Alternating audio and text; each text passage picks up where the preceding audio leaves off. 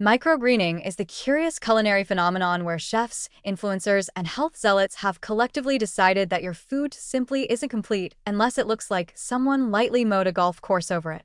These tiny sprouts, smaller than baby spinach, more delicate than a brunch ego, are now the must-have topping for everything from avocado toast to pancakes, smoothies, cocktails, and yes, probably your next dental cleaning if things get out of hand.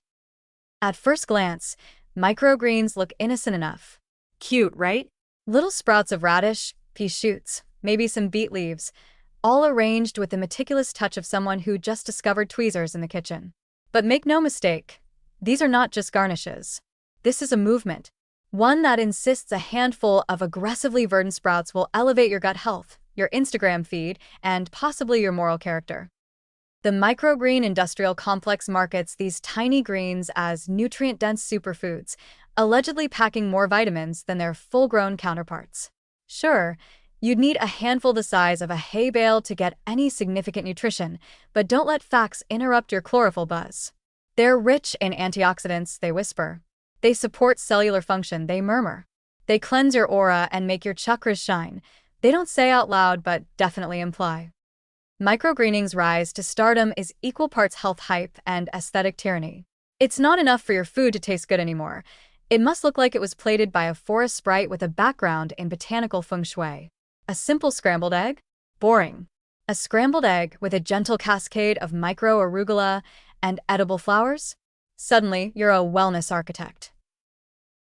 Even the most innocent foods are not safe. Pancakes, once a joyful stack of carbs and syrup, are now being defiled with micro-radish and beet shoots for color and contrast. Is this breakfast or a landscaping project? And don't forget the smoothie bowls, those pink, frozen swamps adorned with chia seeds, goji berries, and, of course, one perfectly placed micro-basil leaf to suggest both refinement and Instagram virality. Of course, all of this comes at a price. And by price, we mean $6 for a thimble-sized plastic box of what looks suspiciously like the trimmings from a lawnmower bag.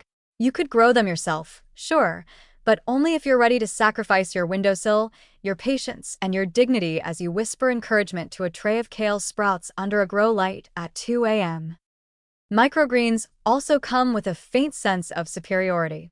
People who eat them casually at home usually do so with phrases like, "I just like having a little bit of life on my plate," or "I can feel the enzymes working." Never mind that they're choking down radish shoots on top of vegan mac and cheese made from soaked cashews and existential dread. The point is the vibe. But let's be honest, most of us aren't eating microgreens for the nutrients. We're eating them because someone told us they're fancy.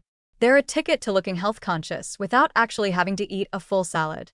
Sprinkle a few on your pizza, and suddenly you've got balance. Put them on your burger, and you're not indulging, you're nourishing. It's the decorative houseplant of the food world.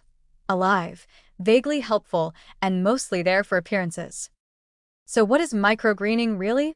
It's wellness cosplay. It's the culinary equivalent of wearing glasses with no prescription, technically functional, but mostly about the aesthetic.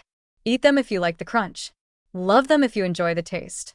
But let's not pretend this is the reason your digestion is flawless and your chakras are aligned. They're tiny plants. On your pancakes. Let's all take a deep breath, and maybe some real vegetables.